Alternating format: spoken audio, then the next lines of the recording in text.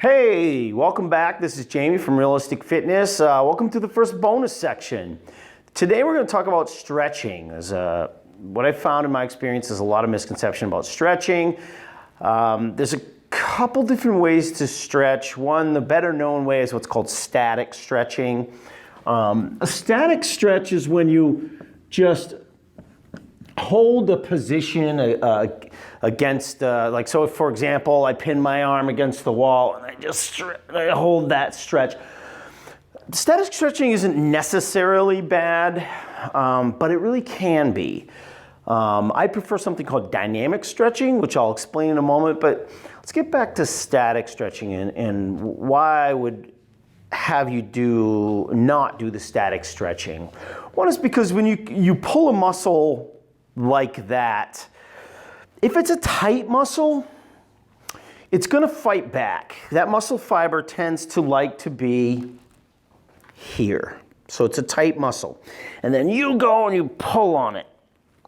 And then you let go.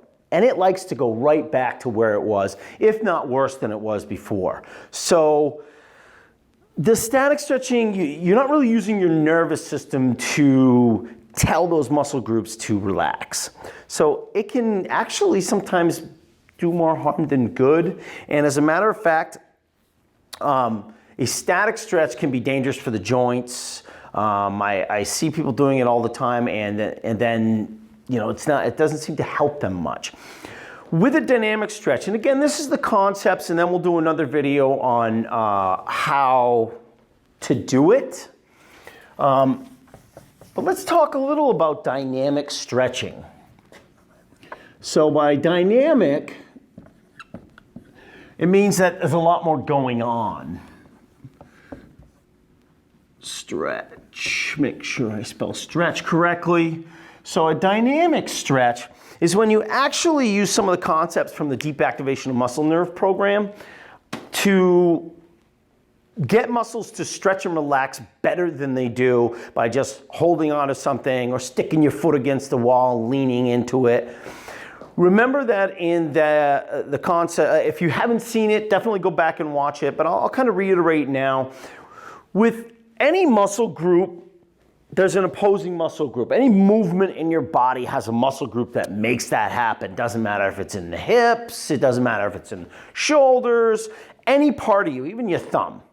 So when a muscle group activates, your mind tells the opposing muscle group to relax. So we can use that concept of the nervous system to really get muscles to relax. And it's actually pretty darn important to do it that way, because then we can correct some of the muscle imbalances in the body more effectively than just grabbing and yarding on a really tight muscle. So let's talk a little about that. So a dynamic stretch is when you use an opposing muscle group to tell the tight muscle to relax. So for example, if I'm going to attempt to stretch my tricep, I would actually activate the muscle that's opposing it. So that's really the whole concept of it. And again, we'll show you in detail a whole bunch of dynamic stretches that you can do for the most common muscle imbalances. Nothing overwhelming, but stuff that we've just seen to be most common for people. Things like what we call protraction of the shoulders, which is when those shoulders want to roll forward. If you're working at a desk or anything like that, that can tighten up those chest muscles, actually lead to lower back pain as well. So a dynamic stretch would actually force you to activate the opposing muscle groups. And then what that does is it just naturally tells, your mind says, hey, the nervous system through the mind tells the tight muscles, I need you to relax while these guys are activating. It's just a lot more effective at correcting some of the aches and pains in your body that you're going to find.